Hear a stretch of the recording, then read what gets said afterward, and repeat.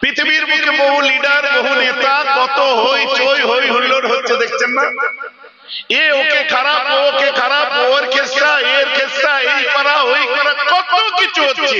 কিন্তু মেহরাব সিদ্দিকী বলে the greatest leader of all times was Muhammad।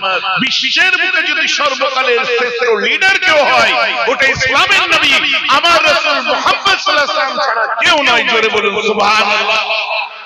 এখন যতই বলেন নবী রাজনীতি করেছে তাই আমায় করতে হবে, তার মতো হওয়া সম্ভব নয়। অতএব দুনিয়া দিয়ে কেউ লাফালাফি করে, কিন্তু আমার রাসূল পশ্চিমবঙ্গের কোন লিডারের মতো নাউজুবিল্লাহ লিডার ছিলেন না। ভারতের ভৌগোলিক সাম্রাজ্যের পুরো শাহেনশাহ বা বাদশার মতো ছিলেন না। ইংল্যান্ডের টনি ব্লেয়ারের মতো ছিলেন না।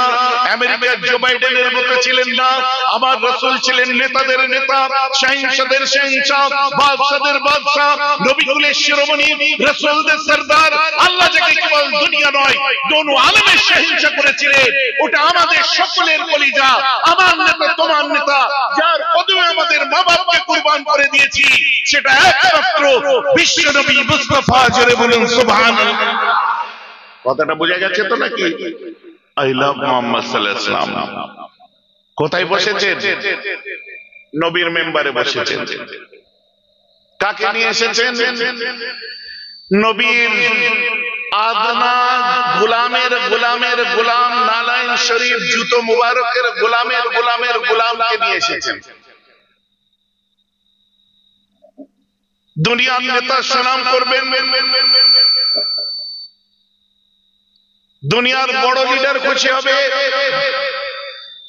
টিএমসি নেতা সুনাম করবেন, দিদি খুশি হবে, বিজেপির নেতা সুনাম করবেন, মোদি খুশি হবে, আইএসএফের নেতা সুনাম করবেন, পীরজাদা খুশি হবে, কংগ্রেসের নেতা সুনাম করবেন, গান্ধী পরিবারের কেউ খুশি হবে, রাজমিস্ত্রি বাড়ির সুনাম করুন, রাজমিস্ত্রি বাড়িওয়ালা খুশি হবে, রান্নার সুনাম করুন, বাবুর্চি খুশি হবে, আমার রাসূলের সুনাম করুন, আমার আল্লাহ খুশি হবে। জোরে বলুন সুবহানাল্লাহ। কথা ঠিক বলছি না ভুল বলছি? চশমা বোঝা গেছে তো কি? সবাই যদি রাজনীতি করবে তো ফুঁকটা দেবে কে? সবাই যদি রাজনীতি করবে তো দোয়াটা করবে কে? সবাই যদি জিন্দাবাদ জিন্দাবাদ করে মিছিলে দাঁড়িয়ে যাবে, তাহলে তোমাদের জন্য আল্লাহর দরবারে হাতটা তুলবে কে? কথাটা বোঝা যাচ্ছে তো নাকি? আমার সমাজের জন্য যারা চিৎকার করে আমি তাদের বাহবা দিই, যে দলের মানুষই দিক না কেন, কিন্তু ভুলে গেলে চলবে না ফুরফুরার বিশেষত্ব হচ্ছে দ্বীনি পথে মানুষকে নিয়ে আসা। ফুরফুরার বিশেষত্ব আল্লাহ আল্লাহ রাসূলের পথে মানুষকে নিয়ে আসা। যেমন সামাজিক ক্ষেত্রে কেউ মুসলিম মার খাচ্ছে, পিছিয়ে পড়া মানুষেরা মার খাচ্ছে, তাদের জন্য চিৎকার করলে আমরা তাদের ভালো বলি, কিন্তু ওই মুসলমানটার কবরও আছে, কবরে যাওয়ার প্রস্তুতিটা করাবার দায়িত্বটা মেন কিন্তু ফুরফুরা শরীফও নিয়েছিল, আরো অন্যান্যের সাথে সাথে। এই যে কথা ঠিক বলছি না ভুল বলছি? অতএব আপনাদের ভুলে গেলে চলবে না যে ফুরফুরা শরীফের স্পেশালিটি কি, ওলামাদের স্পেশালিটি কি, সেদিকেও মাথায় রাখতে হবে। দুনিয়াবি কাদা ছড়াছড়ি, এ ওকে গালাগাল, ও ওকে গালাগাল, ও ওকে খারাপ, ও ওকে খারাপ, এবারে কি ওই খারাপের ক্যাটাগরিতে অনেকে পড়ছে, কিন্তু যে টার্গেট হয়ে আছে শুধু তাকে নিয়ে গালাগাল চলছে। কথা বুঝতে পারছেন? আমি কোন দোষের দোষী যদি হই, তাহলে সারা পশ্চিম ভারতবর্ষের 150 কোটি মানুষের মধ্যে আমি একা ওই দোষ করেছি, আরো অনেকে করেছে। ভাইজান কথা বুঝতে পারছেন? তা আমার কাছে কথা হচ্ছে, আমি বললে সবার বিরুদ্ধে বলি, টার্গেটেড পারসনের বিরুদ্ধে বলে রাজনৈতিক ভবিষ্যৎ করি না। মাফ করবেন যদি সেই চোখে দেখেন, টাইম আছে বাড়ি চলে যান, কোনো পলিটিক্যাল চোখে আমার ওয়াজ শুনবেন না। ক্লিয়ার তো নাকি? পরিষ্কার তো নাকি? কারণ বহু মানুষ এখানে আছে যারা তাবিজ তদবির করতে দরবারে যায়, তাদের সঙ্গেও দেখা হলো। বহু মানুষ আমার পুরাতন ভালোবাসার মানুষেরা আছে, বহু বিভিন্ন অ্যাঙ্গেলের মানুষেরা আছে, বিভিন্ন দলের মানুষেরা আছে। whatever you are CPM, whatever you are TMC, whatever you are ISF, whatever you are Congress, because one thing you are deciding on follower and also follower of Prophet Muhammad sallallahu alaihi wasallam. That is your identity. You are Muslim. That's why you are my brother. কি পরিচয়? দুনিয়াবি পরিচয়। তুই পরে আইছে, পরে TMC, পরে কংগ্রেস, পরে সিপিএম, আগে তুমি মুসলমান। তোমার কানে আজানটা দেওয়া হয়েছিল কোনো পার্টির নাম ধরে নয়। অতএব এখানে যখন বসে আলোচনা শুনবে কোন রাজনৈতিক চিন্তাধারা মাথা থেকে বার করে দিয়ে নিছক আমার রাসূলের কথা আমরা শুনছি। এই যে আমার কথা বোঝা যাচ্ছে তো নাকি? সকলে বুঝতে পেরেছেন তো? মাথায় ঢুকে গেছে? এইবারে আপনি যদি আমার বক্তব্য শুনেন, প্রতিবাদী বক্তা হিসেবেই তো মেয়েরা বিখ্যাত। আমি যে জিনিসটা ভুল মনে করি আমার গ্রাউন্ডে দাঁড়িয়ে বলি, কোনো রাজনৈতিক প্ল্যাটফর্মে দাঁড়িয়ে বলি না। আমার যেটা ভুল শরীয়ত ইসলাম যেটাকে বারবার করেছে আমি সেটা বলি, এই শরীয়ত ইসলামের মঞ্চ থেকে বলি। এর পিছনে ব্যাকগ্রাউন্ডে আমি কোনো পলিটিক্যাল কালার রেখে কথা বলি না।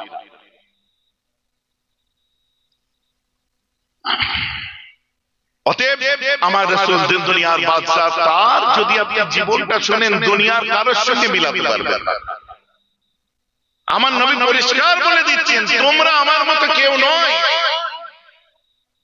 কে আমার মতো আছো দেখাও। আমার রাসূল বলছেন তোমরা আমার মতো কেউ নয়। বহু হাদিস এসেছে এর উপরে।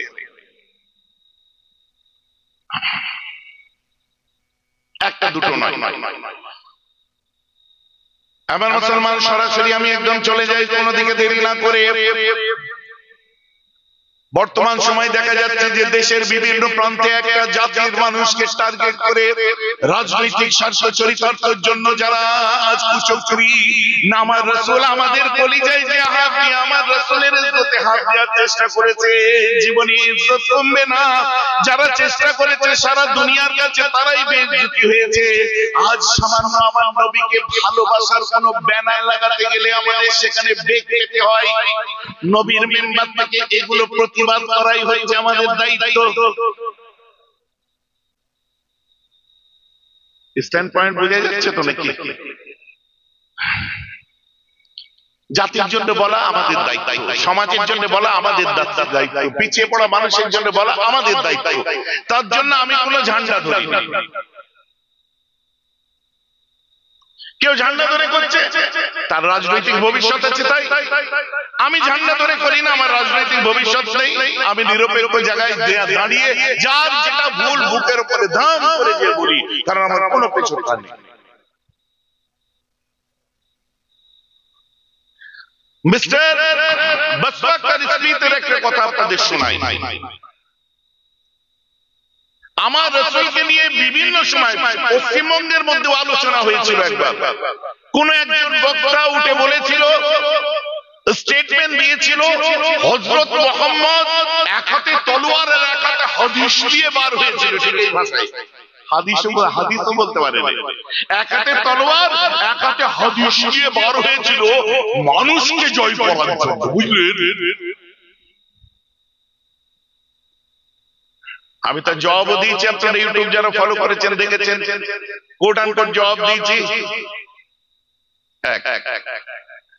আপনাদের কি মনে হচ্ছে আজকের লেটেস্ট ওয়ার্ল্ডে এগুলো হচ্ছে? আজকের পৃথিবীতে না। আমার রাসূলের বদনাম করেছিল আজ থেকে 200 বছর আগে মিস্টার উইলিয়াম মুর, স্যার উপাধি প্রাপ্ত, কিন্তু পরবর্তীতে সে অ্যাপোলোজাইজ করেছে। পরবর্তীতে নিজের ভুল স্বীকার করে আমার রাসূলের লাইফের উপর গবেষণা করে তারা বই লিখেছে। কিন্তু এদের সেই যোগ্যতাও নেই।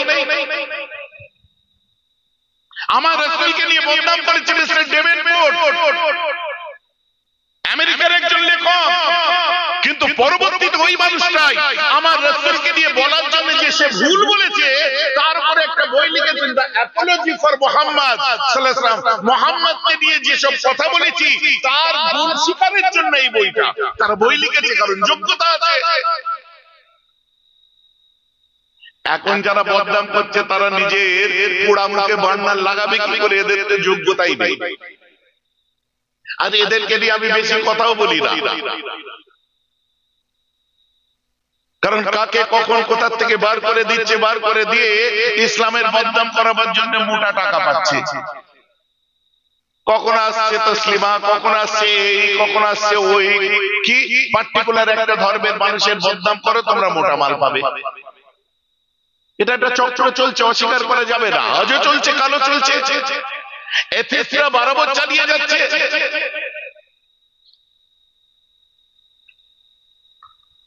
কোন দিকটা নিয়ে আপনি বলবেন?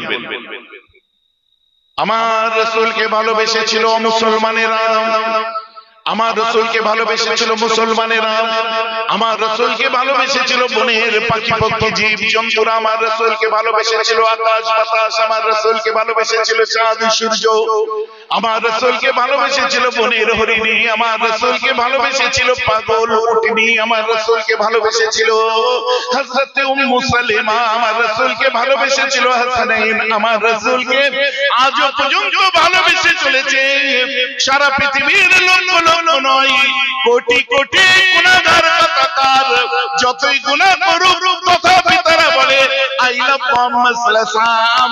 গুনাহগার উম্মতেরা আজ রাসূলকে ভালোবেসে আছে। কথা ঠিক বলছি না ভুল বলছি? ভাইজান নামাজ পড়ি না তো, নামাজ পড়েছেন মানে ইসলাম পালন করে দিয়েছেন, আমায় দেখিয়ে দেন।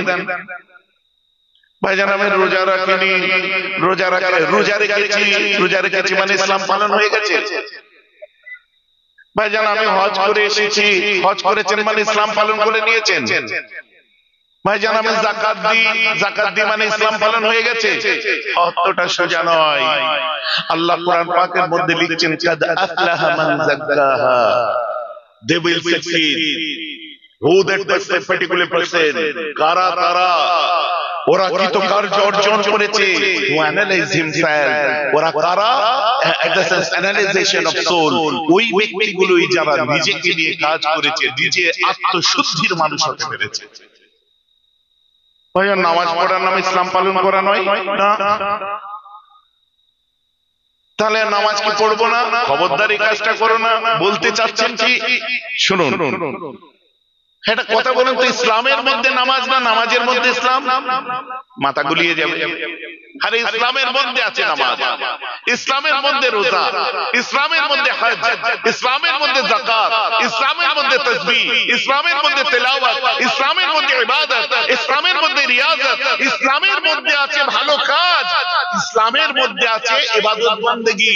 আপনার ইবাদত বندگی, আপনার ইবাদত বندگی, আপনার ইবাদত বندگির মধ্যে ইসলাম আছে কি নেই ওটা নির্ভর করছে আপনি মানুষটা কেমন। বুঝে গেল? 5 ওয়াক্ত নামাজ পড়ি কিন্তু আমার মুখের ভাষা শুনলে লোকের জান জ্বলে যায়। হবে? আমি রোজা রাখি কিন্তু রোজা রেখে এমন 2-4টে ভাষা আসরের পরে দিই রোজা একদম সোজা হয়ে যায়। হবে? আমি যাকাত দিই কিন্তু এমন অহংকার আমার, ওর মেয়ের বেগে দিয়েছে রে আমি দিছি। বাপ রে বাপ। আমি হজ করে এসেছি কিন্তু আমার মধ্যে কোনো পরিবর্তন নেই। কাজ হবে? আমি কাউকে চিনি না, টার্গেট করে আমি কথা বলি না, মাফ করবেন। আমার নবীজি বলেছেন, আল্লাহ রাসূলকে জিজ্ঞাসা করা হলো, ইয়া রাসূলুল্লাহ আমাদেরকে কিছু শোনান। আমার নবী বলছেন এক শ্রেণীর মানুষ আছে যারা জান্নাতে যাওয়া তো দূরের কথা, আমি নবী বলছি ওদের নাকে জান্নাতের গন্ধ পর্যন্ত পৌঁছাবে না। ইয়া রাসূলুল্লাহ ওরা চোর নাকি? ওরা ডাকাত? ওরা লুটেরা? ওরা অ্যান্টি সোশ্যাল?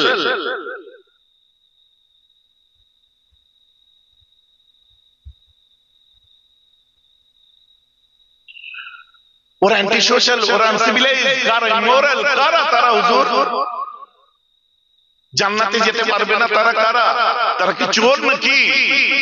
আল্লাহ রাসূল বলছেন না রে, তারা চোর নয়, ডাকাত নয়, লুটেরা নয়, অ্যান্টি সোশ্যাল নয়, আনসিভিলাইজড নয়, তারা সমাজ বিরোধী নয়, তারা খারাপ মানুষ নয়। যারা জান্নাতে যেতে পারবে না তারা কারা? শুনুন, বাল হুম ইউসাল্লুনা ওয়া ইয়াসুমুনা ওয়া ইয়াহুজ্জুনা লাম ইয়াতিবনা লাহুরিয়াম ফিল জান্নাহ। না না না, তারা চোর নয়, ডাকাত নয়, লুটেরা নয়, অ্যান্টি সোশ্যাল নয়। আমি নবী বলছি বাল হুম ইউসাল্লুন, বরং তারা নামাজি হবে, ওয়া ইয়াসুমুন এবং তারা রোজাদার গুনাহগার হবে, ওয়ায়াহুজ্জুনা এবং তারা হাজী সাহেব হবে, লাম ইয়াতিনা লাহুরিহাম ফিল জান্নাহ, যতই নামাজ পড়ুক, রোজা রাখুক আর হজ করুক না কেন, আমি নবী বলছি নামাজ রোজা হজ তাদের হয় না, জান্নাতে যেতে কখনোই তারা পারবে না, এমনকি নাকে জান্নাতের গন্ধ পর্যন্ত শুকার চান্স পাবে না। বলুন নাউযুবিল্লাহ। ভাইজান মনে কষ্ট লাগলো, দুঃখ লাগলো? আমার নবী বলছেন তো, ও নামাজ পড়লেও নামাজ হয় না, রোজা রাখলেও রোজা হয় না, হজ করলেও হজ হয় না। যা কেস কি হলো? মক্কা গেল, ধাক্কা খেলো, নাম হলো হাজী, আর খো গেল না, খসলত গেল না, ফিরে আসার পরে দেখা যায় মাল যে পাজি কার সেই পাজি। আরে আপনার এলাকার কথা বলছি না, রাগ করছেন কেন? কোন না কোন জায়গায় আছে না নেই? হাজী সাহেবকে মাল খেতে দেখেছেন? আমি দেখেছি, অবাক হয়ে যাচ্ছেন। আরে হ্যাঁ যুবক ছেলে, তোমরা অনেক ভালো আছো, আমি হাজীকে মাল খেতে দেখেছি। আমার যুবকরা ভাবছে ভাইজান এটা আমাদের থেকে খচ্চর। আমি হ্যাঁ একদম রাইট, 100% 200% খচ্চর। এদের জানে ভয় আছে, একটা ভুল করলে ভেতরে সব সময় টিপ টিপ টিপ টিপ করে, আর আমরা বসায় যা ছুরি যেমন করে ছেড়ে দিই স্টাইলে ধরি, আর আম মানুষকে ছুরি ছুড়ে যাবে, কেটে যাবে, লেগে যাবে, আমরা ভয় করি ছুরিকে। আমাদের ছুরির ভয় নেই।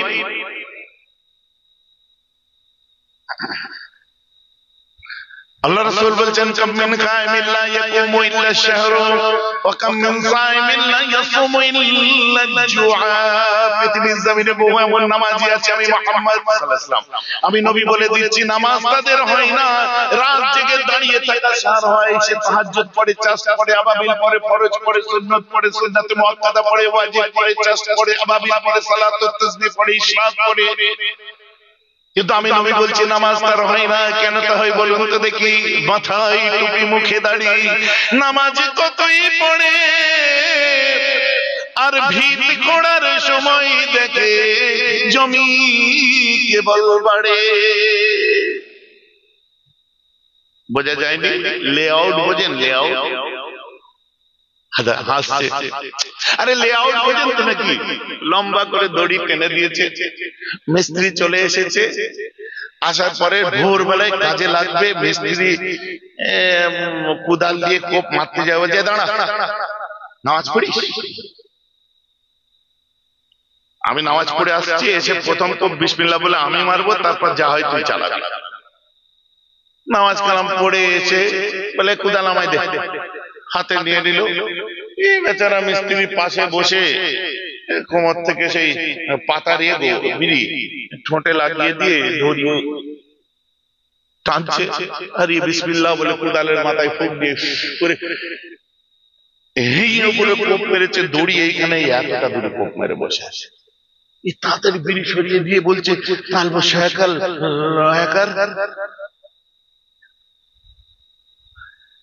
ও চাচা কোথায় কোপ মারলে গো তুমি?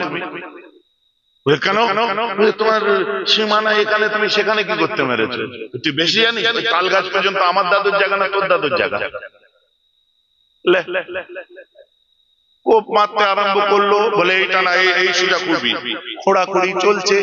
বেলা 10টার দিকে ভাইপোরা এসে অবজেকশন, ভাইপোদের কাছ থেকে চলে গেল পার্টিতে মেম্বারের কাছে, মেম্বার থেকে পঞ্চায়েত, পঞ্চায়েত থেকে থানা, থানা থেকে বুঝতে পারছেন কি পারছে না কোর্ট কাচারি, কোর্ট কাচারি থেকে দৌড়ি করে 7.5 বছর পরে এসে দেখা যাচ্ছে ওই দড়ি টানাটানি কোপ মারো, জয়সানকে তৈসান সুক্তি মে বাইগা, ওই ওখানেই মারতে হবে কোপ। তাহলে 7.5 বছর টাইমটা কি করতে গেল? খালি ও টুটকুটুনির জন্য গেছে।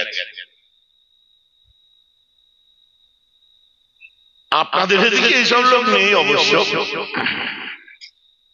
আমাদের ওদিকে নেই, কারণ আমায় পাড়ায় ঢুকতে হবে কালকে। নিচে অবজেকশন আছে, ক্যান্টিলেভার বাড়ানো যাবে না, দুতলার মাথা থেকে 2 ফুট বাড়িয়েছে ক্যান্টিলেভার।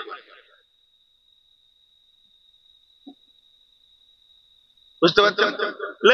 ওখানে যে কি করবি?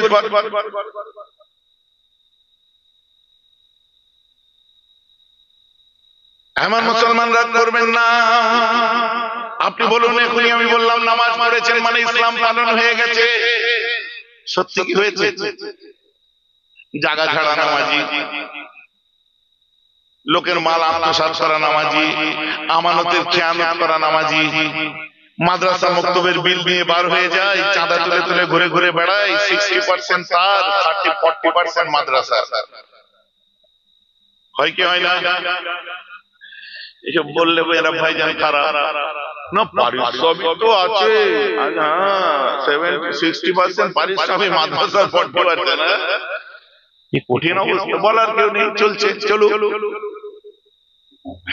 আপনারা বলতে পারেন ভাইজান আপনার সব লাইন নেই বলে আপনি সব ঝেড়ে বলেন।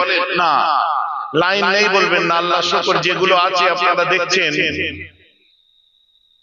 খুব ভালোই লাগবে আলহামদুলিল্লাহ। কেউ বলতে পারবে না যে চাঁদার বিল দিয়ে মেয়েরা ভাইয়ের লোক কোন গ্রামে গ্রামে করে। আলহামদুলিল্লাহ। এই সন্ডালিয়া স্টেশন এখান থেকে কত দূর? কত দূর? কালকে যে দেখে আসবেন, স্টেশনটা পার করবেন, আপনাদের বাচ্চাদেরকেও দেবেন। ক্লাস 5 পর্যন্ত আবাসিক, ক্লাস 5 পর্যন্ত আবাসিক আলিফ গার্লস মিশন। বুঝতে পারছেন? আপনাদের বাচ্চাকেও দেবেন তাহজিবের সাথে। এখান থেকে আরেকটু দূরে চলে যাবেন, তাতুলিয়া আবু জাফরিয়া জামিয়া ইসলামিয়া, নাম শুনেছেন নাকি? জঙ্গল মহলেও আছে আল্লাহ শুকর, পিএনএস মিশন জঙ্গলের ভিতরে। না না, চাঁদার বিল নিয়ে আসবেন, ঘাবড়াবার দরকার।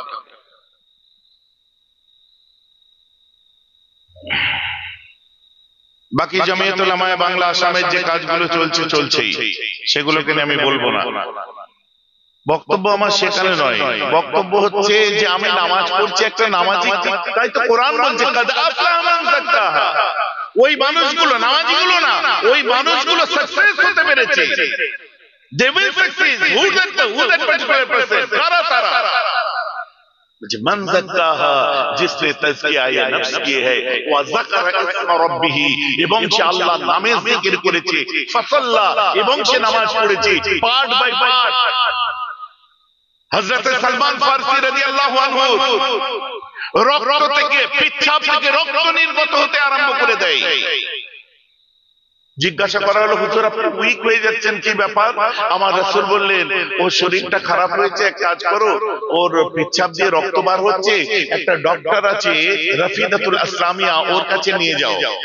ও ডাক্তার কি বলে দেখো, ডাক্তারের কাছে গেছে, ডাক্তার পেচ্ছাপটা দেখার পরে বলছে, তো মহান সাধক ব্যক্তির পেচ্ছাপ, এত বেশি স্ট্রেসফুল, এত বেশি চিন্তা করে, এত বেশি গভীরতার মধ্যে ঢুকে চিন্তা করে যে এর শরীর থেকে ব্লাড নির্গত হচ্ছে, পেচ্ছাপ দিয়ে বার হয়ে যাচ্ছে, ছোট ছোট শিরা উপশিরা ধমনীগুলো ফেটে যাচ্ছে। এসে সালমান ফারসি হুজুরকে জিজ্ঞাসা করা হলো, হুজুর আপনার পেচ্ছাপ দিয়ে রক্ত বার হয়ে যাচ্ছে, কি ব্যাপার? আপনি এত স্ট্রেস করছেন কেন, এত চিন্তা করছেন কেন? সালমান ফারসি হুজুর বলেছিলেন, শোনো, আমি কদিন ধরে আল্লাহর কোরআন তেলাওয়াত করছিলাম, আর কোরআনের মধ্যে বিসমিল্লাহির রহমানির রহিম একটা আয়াত পড়ছিলাম, আমার বড় ভয় লেগেছে। ইয়া আইয়ুহাল্লাযীনা আমানু তাকুল্লাহা হাক্কা তুকাতিহি ওয়া লা তামুতুন্না ইল্লা ওয়া আনতুম মুসলিমুন। আমার আল্লাহ বলছেন, এই ঈমানওয়ালারা, আল্লাহকে ভয় করো, এবং যখন তোমরা মরবে মুসলমান হয়ে মরো। তাই আমি সালমান ফারসি, আমার ভয় হয় নামাজি হয়ে মরো না, রোজগার হয়ে মরো না, মুসলমান হয়ে মরো। তাই আমার ভয় হয় আল্লাহর দরবারে আমি যখন আমার মুখটা দেখাবো, তখন মুসলমান হিসাবে দেখাতে পারবো তো? কি বোঝা গেল? ভালো মানুষ ছাড়া ভালো মুসলমান হওয়া যায় না, আর ভালো মুসলমান ছাড়া নামাজি হওয়া যায় না। আপনারা দু ভাই দুই বোন, দুই ভাই, আব্বার সম্পত্তি ভাগাভাগি হয়ে গেল, দুই ভাই পেলেন, বোনের হকটা ঠিকঠাক দেওয়া হয়েছে তো? নাকি ফরাইজ মারা নামাজি? ফরাইজ মারা বোঝেন তো নাকি? ফরাইজ বোনের অংশ আছে না নেই? বোনের অংশ ঝেড়ে দিয়ে আল্লাহু আকবার। আমি বলছি কষ্ট লাগছে, শোনেন। أن النبي عليه الصلاة والسلام قال إذا اتخذ الفيء دوالا والأمانة مغناما والزكاة مغراما وطعم لغير الدين وآتى الرجل امرأته وأكى أمه وأدنى صديقه وأكسى آباه وظهرت الأصوات في المساجد وصاد القبيلة فاسقهم أو كما قال عليه الصلاة والسلام কি বলছে ওয়াল আমানাতু মাগনামান আমানতের সম্পত্তিগুলোকে বাপের সম্পত্তি বলে ভোগ করবে জানবে তোমাদের কাছে কিয়ামত এসে গেছে নামাজ রোজা বালির বাঁধ হবে কিছু কাজে লাগবে না হয়ে গেল এতক্ষণ ধরে ওয়াজ শুনে আপনাদের মনে হচ্ছে ভাইজান সব নেগেটিভ ওয়াজ হচ্ছে না না এটাকে নেগেটিভ ভাববেন না আরে দুটো না দুটো মাইনাস হলেই তো প্লাস হবে এই যে ভুলগুলোকে যখনই দেখবেন একে একে দুই আপনি মেলাতে পারবেন নির্ণয় করতে পারবেন তখনই তো আপনার মধ্যে পরিবর্তন আসবে আমার মধ্যে পরিবর্তন আসবে আপনি বলেন না এই যে মজলিসে বসে আছেন এর মধ্যে কি একটাও গাঁজাখোর নেই আছে কি নেই আপনি বলেন এই মজলিসে কি একটাও মালখোর নেই মদ খাওয়া পার্টি আপনি বলেন এই মজলিসে কি একটাও সুদখোর নেই আপনারা অবাক হয়ে দেখছেন ভাইজান ডাইরেক্টলি এরকম বললে আপনাকে আর আগামী বছর দাওয়াত করবে না ও সব টেনশন আপনার নিতে হবে না ও টেনশন আপনার নিতে হবে না কিন্তু ফ্যাক্ট আপনি বলেন এর মধ্যে একটাও গাঁজাখোর নেই একটাও সুদখোর নেই আপনারা বলেন গাঁজা খাওয়া হালাল না হারাম জোর করে বলেন আরে জোরে বলেন হারাম সুদ খাওয়া হালাল না হারাম মদ খাওয়া হালাল না হারাম আচ্ছা এইবারে তো মদখোর আমাকে এসে কমপ্লেন দেবে সুদখোর আমায় এসে কমপ্লেন দেবে মাফ করবেন গাঁজাখোর আমায় এসে কমপ্লেন দেবে বলছে ভাইজান আমরা মাল খেতে পারি জীবনে মসজিদে যাইনি কিন্তু ওই মাল সুদ খায় নামাজ পড়তে যাই আমি কি বলবো ভাইজান আমি গাঁজা খেতে পারি কিন্তু মসজিদে নামাজ পড়তে যাই না নেশা করি বলে মসজিদের ধারে বাড়ি খেছি না আর ওই মানুষটা নিজের টাকা জাকাত হয় জানেই না জাকাত না দিয়ে নামাজ পড়ছে গরিবের হক বউ বাচ্চা মিলে খাচ্ছে আর নামাজ পড়ছে জাকাত মেরে খাওয়া তো হারাম হুজুর ও কি হারাম কোন নয় আমি কি উত্তর দেব আপনারা এদিক ওদিক দেখছেন কেন আমার কথা বুঝতে পারছেন তো নাকি ভাইজান এরকম করে বলছেন ইয়েস আমি যদি এই জলসার মধ্যে জিজ্ঞাসা করি এই বছরে আপনাদের কত টাকা যাকাত হয়েছে যে সঠিক হিসাবটা বলুন তো 10 জন মানুষ বলতে পারবে যারা দেয় 90 জন মানুষ 100 জনের মধ্যে 10 জন বলতে পারবে যারা দেয় 90 জন জানেই না তার কত টাকা যাকাত হয় ঠিক হিসাব ঠিক বলছে না ভুল বলছে যারা দেয় জানে বেশিরভাগ মানুষ জানে না অধিকাংশ জানে 90% মানুষ জানে না এখন বলেন যাকাত যদি ঠিকমতো না দিয়ে সেই পয়সা দিয়ে বউ বাচ্চা সবাই মিলে ঘরে যদি খায় ওটা হালাল খাওয়া না হারাম খাওয়া জোর করে বলে তাহলে কেন আঙুল তুলে দেখায় ওই মালখোর আঙুল তুলে কেন দেখাবো কেন আঙুল তুলে দেখাবো ও গাঁজা টানে শুকনো নেশা করে গাঁজার নতুন নাম শুকনো নেশা করে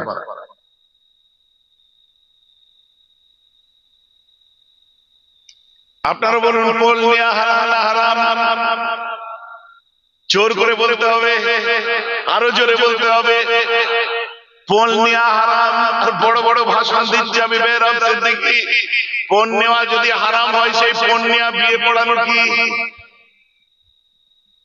কোনো হুজুর নেই তো আশপাশে ভাইজান এটা কি ব্যাপার হুজুরেও গন্ডগোল মরিদেও গন্ডগোল তুমি একা আমিও তো আছি ওই দলে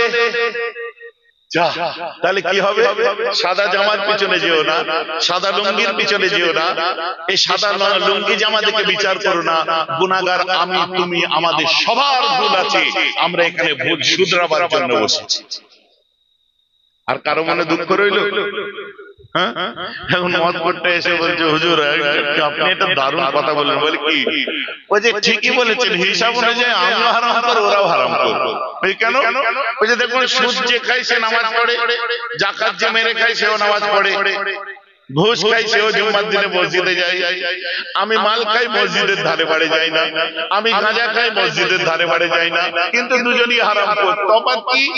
ও নামাজি হারামখোর, আমি বেনামাজি হারামখোর। আমি যেটা খাই খেয়ে হারাম খেয়ে টলি, ওরা হারাম খেয়ে টলে না, বাকি দুজনই হারামখোর। তফাৎ খালি এতটুকু।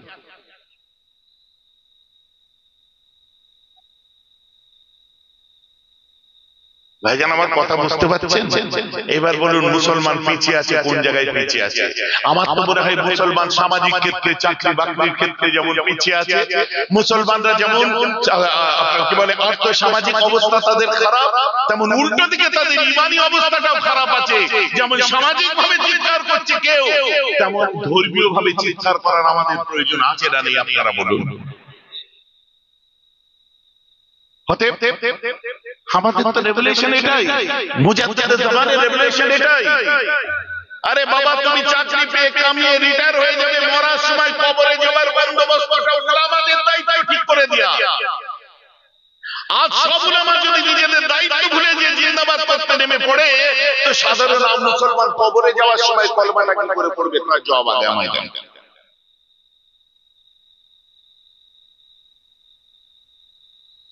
অতএব যার যা ডিউটি করছে করুক, আমার ডিউটিটা আমাকে করতে দিন।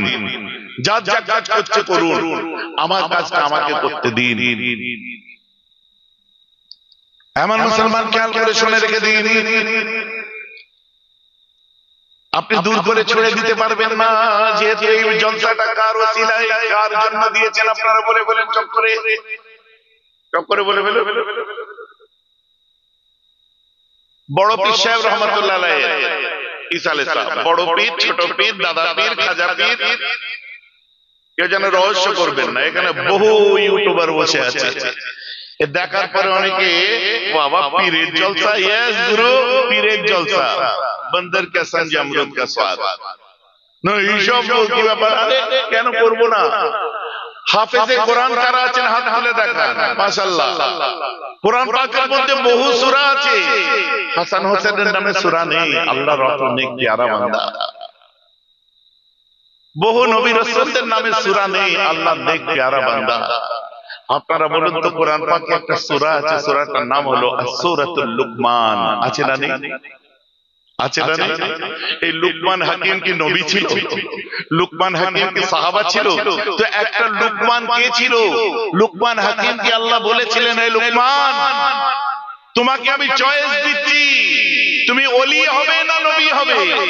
লুকমান হাকিম বলছে, আল্লাহ গো, আদম থেকে ঈসা পর্যন্ত এত নবী হয়েছে, তুমি কাউকে চয়েস দিওনি, ডাইরেক্ট নবুয়ত দিয়েছো, কিন্তু আমাকে চয়েস দিয়েছো। আমি যদি বলি নবী হব তো তুমি আমায় নবী করে দেবে, কিন্তু আল্লাহ আমি নবী নয়, আমি ওলি হতে পারি, হতে চাই। নবুয়তের দায়িত্ব হয়তো আমি ঠিকমতো পালন করতে পারবো না, তুমি আমাকে তোমার ওলি, তোমার বন্ধু করে নাও, আমি তোমার বন্ধু হয়ে থাকতে পারি। আল্লাহ বলছে, আমি তোমাকে আমার বন্ধু নয়, আমি তোমার নামে আমার কোরআনে একটা সূরা লিখে দিলাম। জোরে বলুন সুবহানাল্লাহ। কে ছিল? আল্লাহর ওলি ছিলেন।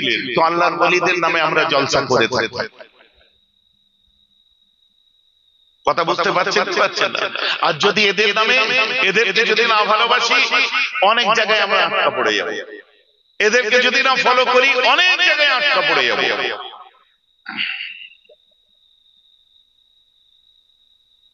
ভাইজান কিরকম বলছেন? একটা মানুষ দুটো জিনিসের সমন্বয়, দুটো জিনিসের সমন্বয়, একটা হচ্ছে রূহ আর একটা হচ্ছে আত্মা। আপনারা জিসম, দেহ, দেহ আছে রূহ নেই, ওটা লাশ। দেহ আছে, আত্মা বেরিয়ে গেছে, কি ওটা? লাশ।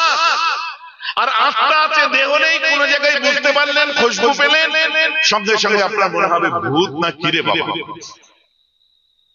তাহলে দুটো জিনিসের সমন্বয়ে মানুষ, যেমন শরীর আর আত্মা দুটো সমন্বয়ে মানুষ। তো শরীরের অসুখ আছে জ্বর জ্বালা, শরীরের অসুখ আছে গা হাতে ব্যথা, শরীরের অসুখ আছে মাথা ব্যথা, শরীরের অসুখ আছে গা গুলানো, শরীরের অসুখ আছে পায়ের দরদ, পেটে দরদ, মাথায় দরদ, আছে না? আপনি ডাক্তারকে যে বলুন, ডাক্তার আমার মাথার যন্ত্রণা ওষুধ দেন, দিয়ে দেবে। ডাক্তার আমার গায়ে ব্যথা ওষুধ দেন, দিয়ে দেবে। ডাক্তার আমার জ্বর হয়েছে ওষুধ দেন, দিয়ে দেবে। ডাক্তার আমার বুকের মধ্যে ছটফট করে ওষুধ দেন, দিয়ে দেবে। ডাক্তার আমার চোখ কাটায় ওষুধ দেন, দিয়ে দেবে। সব ওষুধ খেয়ে ডাক্তারকে যে বলুন, ডাক্তার বাবু আমি তো সব ওষুধ খেয়েছি, আমার সব ঠিক আছে, খালি বুকের মধ্যে আপনার কনকনানি আর চোখের মধ্যে টাটানিটা কমে না, এটা কেন হলো? বলছে আমি তো ভালো ওষুধ দিয়েছি, তো কখন তোমার বুক কনকন করে আর চোখ চাটাই? সকালে বিকালে রাত্রে কখন? বলছে ঠিক নেই, পাশের বাড়ির ছেলেটা যখন বুলেট নিয়ে বার হয় দেখলেই বুকের মধ্যে কনকন করে ওঠে, বুঝলেন, ওই সময় হয়। আর চোখ চাটাই কখন? বলছে সকালে ঘুম থেকে উঠে যখন আলিশি বাঁধতে গিয়ে পাশের বাড়ির তিনতলা বিল্ডিংটা দেখি না, চোখটা কনকন করে উঠে আর বুকটা ধড়ধড় করে উঠে, এর একটা ওষুধ দেন। ডাক্তার দিতে পারবে? আরে আপনাদের হয় না, ঘাবড়াচ্ছেন কেন? কারো তো হয়। হিংসুটে লোক কোথাকার, আপনাদের বলছি না, এরকম আছে না এই সমাজে? নিজের দুঃখ দুঃখ করার টাইম নেই, অপরের সুখ থেকে দুঃখের বুক ফেটে যাচ্ছে।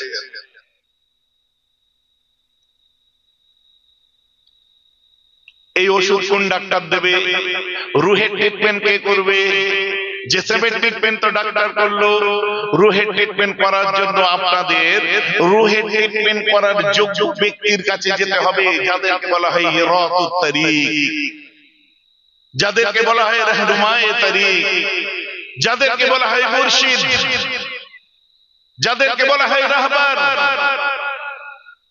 বোঝা যাচ্ছে কি যাচ্ছে? এটাকে খুলে বুঝিয়ে বুখারী শরীফ খুলুন, কিতাবুল ঈমান, হাদিস নাম্বার 17 লক্ষ্য করুন। عن عبادة بن صامت كان شهيد بدر وهو أحد النقباء ليلة العقبة أن رسول الله صلى الله تعالى عليه وسلم وحوله وإصابة من أصحابه بايعوني على أن لا تشركوا بالله شيئا ولا تسرقوا ولا تزنوا ولا تقتلوا أولادكم ولا تأتوا ببهتان تفترونه بين أيديكم وأرجلكم ولا تعصوا في معروف أو كما قال عليه الصلاة والسلام، رواه البخاري। কোথাকার হাদিস? বুখারী শরীফ, বাপ দাদুর গল্প। কি বলছে? হযরত উবাদা বিন সামিত বলেন আল্লাহর রাসূল একদা আমাদেরকে ডাকলেন, ডেকে বললেন সাকিফায়ে বনি সাঈদা, যেখানে নবী বসতেন, বসে সেখানে আমাদেরকে বসালেন। বসাবার পরে সেখান থেকে আমাদের বললেন যে বায়উনি, তোমরা আমার হাতে বায়াত হও। বলেন সুবহানাল্লাহ, তোমরা আমার হাতে বায়াত হও। আমরাও বায়াত হয়ে থাকি। বায়াত মানে অঙ্গীকারবদ্ধ হও, কি আলা আল্লাহ তুশরিকু বিল্লাহি শাইআ, আল্লাহর সঙ্গে কারো শরীক করব না। ওয়ালা তাসরকু, চুরি করব না। ওয়ালা তাজনু, জিনা করব না। ওয়ালা তাকতুলু আওলাদাকুম, আমরা নিজেদের সন্তানদেরকে হত্যা করব না। ওয়ালা তাতু বিবুহতানিন তাফতারুনাহু বাইনা আইদিকুম ওয়া আরজুলাকুম, মানুষের সামনে এক কথা আর পেছনে এক কথা চগলখড়ি করব না। ওয়ালা তাসাউ ফি মারুফিন, কেউ যদি ভালো কাজ করে ওই ভালো কাজটার পিছনে আমরা বদনাম করব না। 6টা বিষয় আমার রাসূল বায়াত করলেন। এটা বায়াতুল ঈমানও নয়, বায়াতুর রিদওয়ান নয়, এটা হলো বায়াতুল খুলুস। এটাকে সূরা মুমতাহিনা নাযিলের পর, ফাতহ মক্কার পরে এভরিথিং ইজ গোইং স্মুথ, সব যখন সরস মানে ভালোভাবে স্থিতিশীল অবস্থা, আমার নবী সাহাবাদেরকে দিয়ে বসে ট্রেনিং দিতে, তালিম দিতে আরম্ভ করলেন। সাহাবারা অঙ্গীকারবদ্ধ হলে, ওলি আউলিয়ারাও আমাদেরকে অঙ্গীকারবদ্ধ করায়, এইভাবে চলো। বুঝে যাচ্ছে কি যাচ্ছে? আমরাও বায়াত হয়ে থাকি। এ থেকে আমরা কি পাই? আমাদের মানসিকতার বিকাশ ঘটে, আমরা উদার মানসিকতার হতে পারি, আমাদের মনটা পরিষ্কার হয়ে যায়, আমাদের অন্তরটা ক্লিয়ার হয়ে যায়, কলবটা সাফ হয়ে যায়। বুঝে যাচ্ছে? অন্তর পরিষ্কার হয়। আর যখন অন্তর পরিষ্কার হয়, আমরা মানুষকে মূল্যায়ন করি, তার জেন্ডার দেখি না, ধর্ম দেখি না। যেমন রাসূলের জামানায় আছে, একটা উদাহরণ দিয়ে দিই। আমার নবী এক সময় রাস্তা দিয়ে হেঁটে যাচ্ছেন, হেঁটে হেঁটে যাচ্ছেন নবীজি, সাথে হযরত ওসমান গনিও হাঁটছেন। ওসমান গনিকে আল্লাহ রাসূলের জামানায় নবীজির একটা একনিষ্ঠ খাদেম এবং আমার রাসূলের বড় প্যারা সাহাবা এবং খোলাফায়ে রাশিদিনদের মধ্যে একজন হযরত উসমান গনি যিন্নুরাইন। নবী হেঁটে যেতে যেয়ে দেখলো রাস্তার কোণে একটি মেয়ে পড়ে মুখ দিয়ে গো গো করে শব্দ হচ্ছে। আমার রাসূল দিন দুনিয়ার বাদশা উসমান গনিকে বলছে, উসমান, ওই মেয়েটা রাস্তার ধারে পড়ে মুখে শব্দ করছে, কি ব্যাপার একটু দেখতো। উসমান গনি যে দেখে ওর বুকেতে মানাতের মূর্তি। মানাত মানে লাত, উজ্জাত, মানাত, হাবল, এটা হচ্ছে ওদের দেবতা, বুঝতে পেরেছেন? মানে তখনকার দিনে, এখন এই ধর্মটা নেই। উসমান গনি যে দেখলেন তার বুকে অন্য ধর্মের দেবতা। আজকে আমার বড় কষ্ট লাগে, ন্যাশনাল টেলিভিশনে বসে বলে ইসলাম ধর্মে কোরআনে বলা আছে যারা দেবদেবীর পুজো করে তাদেরকে হত্যা করো। আচ্ছা, আমার ইসলাম এমন কথা বলতে পারে? জোর করে বলে। আচ্ছা, আপনারা তো জানেন না, কি করে বললেন না বলতে পারে না? তার মানে ইসলামিক কনসেপ্টটা এটাই যে ইসলাম বলছে কোন একজন মানুষকে যদি কেউ হত্যা করে, সারা ম্যানকাইন্ডকে সে হত্যা করলো। সূরা মাইদা খুলে দেখুন, কিছু হলেই পেছনে লেগে যাচ্ছে। কাশ্মীরের ঘটনা কিছুদিন আগে কোন জায়গায়, হ্যাঁ, পেহেলগাঁও কাণ্ড আপনারা শোনেন? 26টা প্রাণ চলে গেল আমার দেশের। আমার ভাই বোনেদের প্রাণ চলে, আমার ভাই বোনেদের ভাইদের প্রাণ চলে গেল। 6 দিন মাত্র বিয়ে করেছে, সেই বোনটা স্বামীর লাশ মাথায় দিয়ে কোলে নিয়ে, স্বামীর মাথা কোলে নিয়ে ঝরঝর করে কাঁদছে। কত কোল খালি হয়ে গেল, কত বোনেদের স্মৃতি সিঁদুর কেড়ে নিল।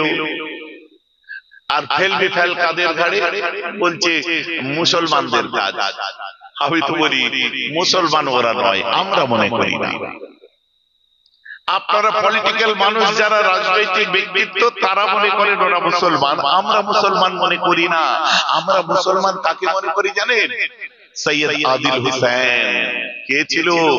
যে ওই যে AK-47 আতঙ্কবাদী দুশ্মনদের AK-47টা ধরে দিয়ে বলেছিল, क्यों मार रहे हो मेहमानों को, हमारे मेहमान को क्यों मार रहे हो। সৈয়দ আদিল হোসেনের বুকে নির্বিচারে একদম ড্যাডাড্যাড করে যে AK-47 এর গুলি চালিয়ে ঝাঁঝরা করে দিল। আমি ওকে মুসলমান মনে করি। যে কোন ধর্মের দেখেন মেহমানদের মারা হচ্ছে বলে নিজের বুকে গুলি খেয়েছে। আপনি কাকে বলছেন ওই আতঙ্কবাদীদের মুসলমান? এখনো পর্যন্ত একটাও ধরা পড়লো না, কেন? আগে তার জবাব চাইবো। আসলো কোথা থেকে আর গেল কোথায়, সেটাও তো বলা দরকার। আমরা কাকে মুসলমান ভাবি জানেন? আমরা মুসলমান ভাবি ঝন্টু আলী শেখ সার্চ অপারেশনে নেমে যে প্রাণ দিয়েছিল আমার নদিয়ার ছেলেটি, ওকে আমরা মুসলমান মনে করি। আমরা মুসলমান কাকে মনে করি জানেন? সাব ইন্সপেক্টর ইমতিয়াজ যে জান দিয়েছিল, আমরা তাকে মুসলমান মনে করি। ওই আতঙ্কবাদীদের মুসলমান মনে করি না। আমরা কাকে মুসলমান মনে করি জানেন? যে 2 বোন আমাদের ঝাঁপিয়ে পড়েছিল, তার মধ্যে ভূমিকা একজন, দ্বিতীয় জনের নাম হলো সাফিয়া কুরাইশি। আমরা এদেরকে কে মুসলমান মনে করি? সাফিয়াকে, যে দেশের জন্য, মানবতার জন্য ঝাঁপিয়ে পড়েছিল। আর যারা হত্যা লীলা চালিয়েছিল তাদের মুসলমান মনে করি। কোরআন বারণ করেছে, ইসলাম বারণ করে তাদের। এত নিকৃষ্ট রাজনীতি। মধ্যপ্রদেশের লিডার উঠে বলল ভূমিকা সিং আর সাফিয়া কুরাইশি যখন ঝাঁপিয়ে পড়েছিল আমাদের দেশের জন্য, নালায়েক লিডার তখন চিল্লে বলছে, जो आतंकवादी ने हमला करके हमारे 26 जाने ले लिए, मोदी जी ने उन्हीं की बहन को भेज के उन्हीं की ऐसे के तैसे कर दिया। কি হলো? শেষ পর্যন্ত আমাদের দেশের glorious army officer Safia Qureshi হলো আতঙ্কবাদীদের বোন।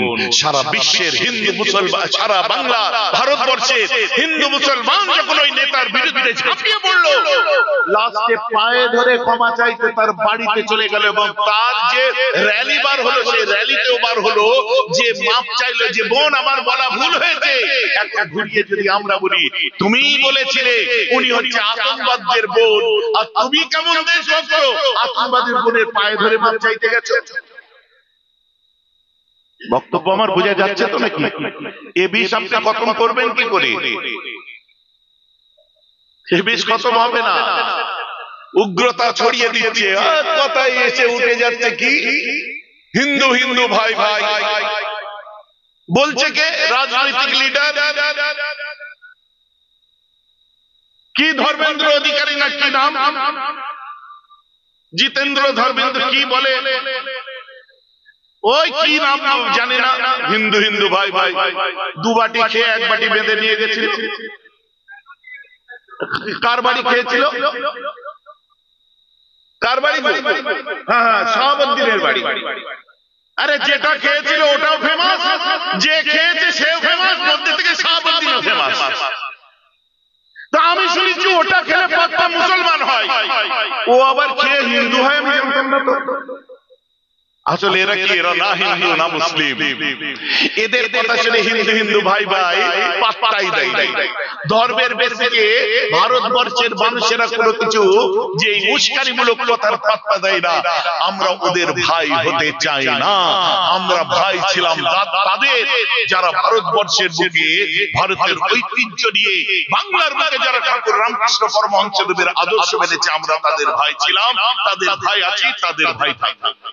যারা মর্যাদা পুরুষোত্তম শ্রীরামের আদর্শ নিতে পেরেছে, আমরা তাদের ভাই ছিলাম, ভাই আছি, ভাই থাকবো।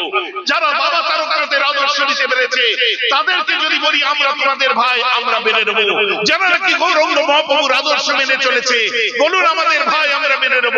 এদের ভাই হতে চাই না, নিজে মর্যাদা পুরুষোত্তম শ্রীরামের হনুমানকে ভুলে গিয়ে যারা ইউপির যোগীর বাদরের লেজ ধরে টানে, এদের ভাই হওয়ার শখ আমাদের নেই।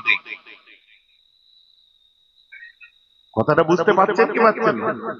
আমরা মুজাদ্দেদে জামানের আদর্শ যে মুসলমান মেনে চলে, ওলি আউলিয়াদের আদর্শ, ওলামাদের আদর্শ যারা মেনে চলে, আমরা হিন্দু মুসলমান প্রত্যেকে একে অপরের ভাই হয়ে চলতে চাই। যারা লাদেনের আদর্শ মেনে চলে তাদেরকেও ভাই মনে করি না, আর যারা উস্কানিমূলক কথাবার্তা দিয়ে জাতিদ্রোহিতা করে তাদেরকেও ভাই মনে করি। আমার কথা বুঝতে পারছেন? নারায়ণ ভক্তদের বাংলা, বাংলার হিন্দু সম্প্রদায়ের মানুষেরা ঘরে ঘরে নারায়ণের পুজো করে। আজকে বাংলার ঐতিহ্য ভুলে গিয়ে যখন তোমরা ভাই ভাই মারামারির রাস্তা বার করে দিয়েছো, বাংলাকে চেনা বাংলাকে অচেনা রূপ দিতে চলেছে। এটাই আমাদের কাছে দুর্ভাগ্য। যদি আজকে বেঁচে থাকতো ভগৎ সিং, যদি আজকে বেঁচে থাকতো আপনারা শফাকুল্লাহ খান, যদি আজকে বেঁচে থাকতো বিনয় বাদল দীনেশ, যদি আজ বেঁচে থাকতো আলমা ফজলে হায়দ্রাবাদী, পাছার চামড়া তোমাদের তুলে দিত যে এর জন্য দেশের জন্য আমরা প্রাণ দিয়েছিলাম, তোরা পরবর্তীতে হিন্দু মুসলমানের লড়াই করবি বলে।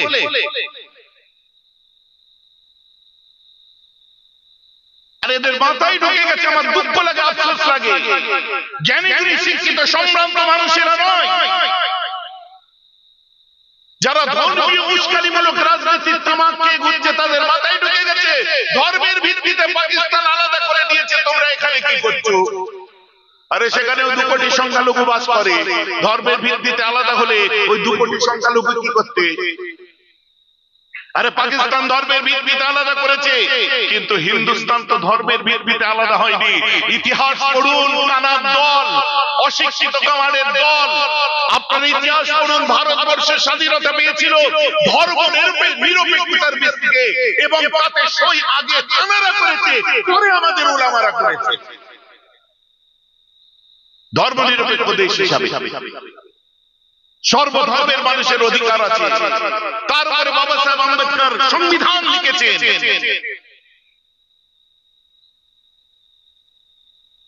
না জিন্না, আপনারা জিন্নাকে কি বলেন? আরে জিন্নাকে আমরা কপট বলি, মুনাফিক বলি, জিন্নাকে গাদ্দার আমরা বলি। জিন্না রূপ পর্যন্ত আমাদের এখানে আসতে ভয় পাই। আপনি বলুন শাহনওয়াজ হোসেনের কথা, আপনি বলুন জমিয়ত উলামায়ে বাংলা আসামের বীর সৈনিক একজন হাবিবুর রহমানের কথা, আপনি বলুন আশরাফুল্লাহ খানের কথা, আপনি বলুন খান আব্দুল গফফার খানের কথা, আপনি বলুন আল্লামা ফজলে হায়দ্রাবাদীর কথা, আপনি শওকত আলীর কথা বলুন, মোহাম্মদ আলী জওহরের কথা বলুন, আপনার কথা বেড়ে নেব। আজও পর্যন্ত দিল্লিতে চলে যান, ইন্ডিয়া গেটের নিচে দাঁড়ান, ৯৭,০০০ শহীদের নাম দেখতে পাবেন। ওই ৯৭,০০০ শহীদের মধ্যে হিন্দুদের নাম আছে, খ্রিস্টানদের নাম আছে, শিখদের নাম আছে, দলিত আদিবাসীদের নাম আছে, সবার নাম আছে। ওই ৬৫ আপনার ৯৭,০০০-এর মধ্যে অধিকাংশ, এক কথায় ৬৫,০০০ মুসলমানের নাম লেখা আছে। জোরে বলুন সুবহানাল্লাহ। পারবেন মুছে দিতে ভারতের ইতিহাস থেকে?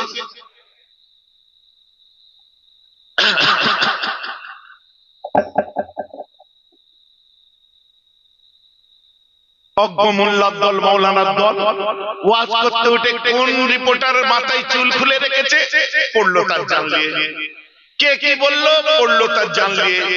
কোথায় কোন রিপোর্টার কি বলছে, পড়লো তার জানলিয়ে। আরে যাদের যেটা কাজ করতে দিন না। কেউ আপনার পক্ষেও বলবে, বিরুদ্ধেও বলবে। পক্ষেরটাও অ্যাকসেপ্ট করতে হবে, বিরুদ্ধেরটাও অ্যাকসেপ্ট করতে হবে, যেহেতু পাবলিক ফিল্ডে আপনি কাজ করতে এসেছেন। কিন্তু আপনার সত্য কথাগুলো বলিষ্ঠ কণ্ঠে আপনি বলুন, যুক্তির প্রেক্ষাপটে বলুন, সংবিধান সম্মত ভাবে বলুন। আপনার বিরুদ্ধে কেউ কথা বলবে না। কি গো, কথা ঠিক বলছি না ভুল বলছি? আসলে হয়ে গেছে গন্ডগোল। নারে তাকবীর, আল্লাহু আকবার। মৌলভী সাহেব জিন্দাবাদ, মৌলানা সাহেব জিন্দাবাদ, হুজুর জি জিন্দাবাদ। গীবত গিলা তহমত করতে এখানে তহমত শুনতে বসেছেন এখানে। আজকে অন্ধের মতো আছে। আমার দুঃখ লাগে যে সবাই সবার কথা বলে, আমার মুজাদ্দেদ জামানের অবদানের কথা কেউ একবার বলছে না। যারা টিএমসি করছে তাদের দলের কথা বলছে, আইএসএফ করছে তাদের দলের কথা বলছে, কংগ্রেস করছে তাদের দলের কথা বলছে। আরে বাংলার জমিনে, পূর্ব ভারতের জমিনে মুজাদ্দেদ জামান একটা বলিষ্ঠ ফিগার। এই মুজাদ্দেদ জামান ছাড়া কোনো কাজ হতো না। রাজনৈতিক ঝান্ডা কোনোদিন ধরেনি, কিন্তু পলিসি মেকার হিসেবে দাদা হুজুরের নাম আজও ইতিহাসের পাতায়। মুসলিম ডাইজেস্ট খুলে দেখুন, সাউথ আফ্রিকার ডারবান থেকে বার হয়েছিল।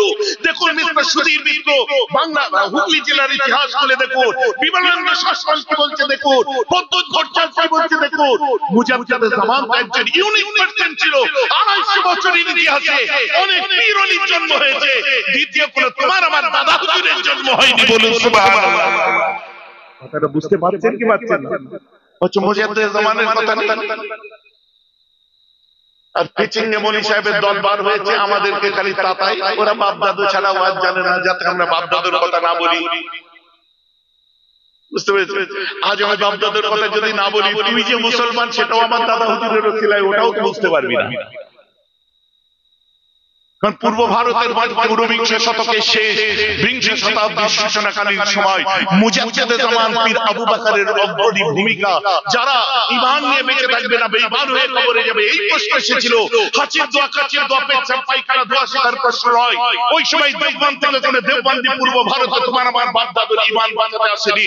কোন আপনার কি বলে রাফেজি, খারেজি, মুতাজিলা, যাহমিয়া, জাবারিয়া, কোন আহলে হাদিস, কোন গায়রে মুকাল্লিদিন কেউ আসেনি। ইতিহাস বলছে ওই সময় যে এসেছিল তিনি তো তোমার আমার দাদা পীর বঙ্গপুত্র আবু বকর। জোরে বলুন সুবহানাল্লাহ।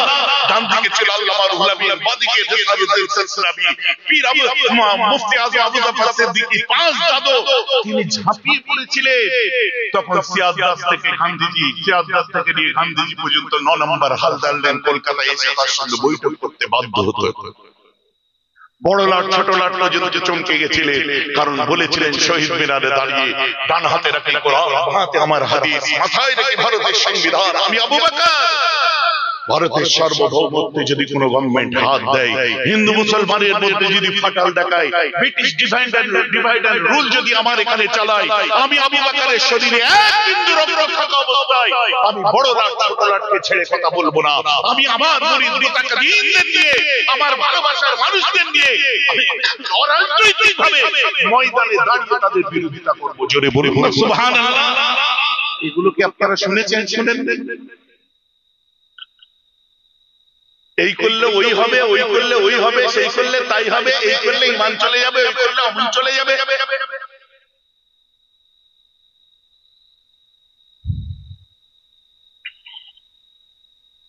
আপনার কোন সিলসিলার মানুষ সেটাই ভুলে গেছেন। এখন আমার বক্তব্য খারাপ লাগছে নাকি শুনতে? বিরক্ত লাগছে নাকি? ফ্যাক্ট, বাস্তবটা শুনুন। বারবার দাওয়াত করে আপনারা বহুদিন ধরে চেষ্টা করছেন নিয়ে আসার। তারপরে আল্লাহ আমাকে যখন আনিয়েছে, দুটো কথা আপনাদের শোনাবো না? আপনি বলেন, চিনি চেনেন? চিনি, হ্যাঁ, চিনি, চা পাতা, দুধ, একটু পানি দিয়ে চুলোয় ফুটালে কি হয়? জোরে বলে। কমিটির ছেলেরা জানে চা বলে ওকে? চুপ করে আছে। ওকে চা বলে কমিটির ছেলেরা জানে তো? দেয় না কেন? হ্যাঁ, দাও চা, দাও একটু খাই। কত রকম করে বোঝাতে হচ্ছে। রাগ করবেন, আমার কথাই মাইন্ড করবেন, কেন আপনার সঙ্গে আমার কোন জাতি শত্রুতা নেই। জায়গা জমি মারপিট হয়েছে, হ্যাঁ, ঝগড়া হয়েছে জীবনে, তাহলে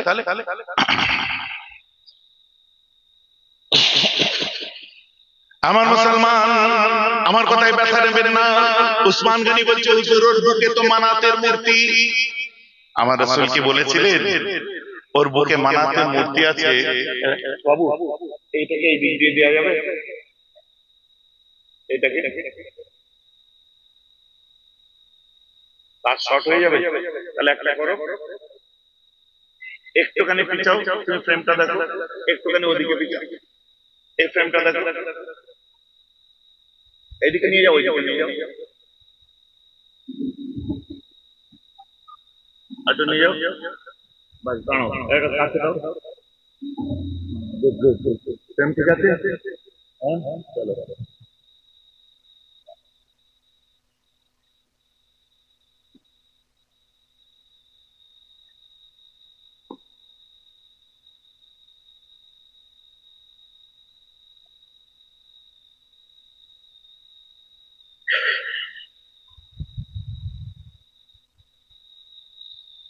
যেটা বলছিলাম, ওর বুকে মানাতের মূর্তি। উসমান গনি বলছে, হুজুর এর বুকে মানাতের মূর্তি, এখন কি করব? আল্লাহ রাসূল বলছেন, ওকে মার্ডার করে দাও, হত্যা করে দাও বলেছিলেন। আমার নবী বলছে, উসমান ও যে ধর্মের মানুষই হোক আর ও যে খোদারই আরাধনা উপাসনা করুক, মাথায় রাখবে তোমাকেও যে খোদা সৃষ্টি করেছে ওকেও সেই খোদাই সৃষ্টি করেছে। আমাদের স্রষ্টা, ঠিক আছে?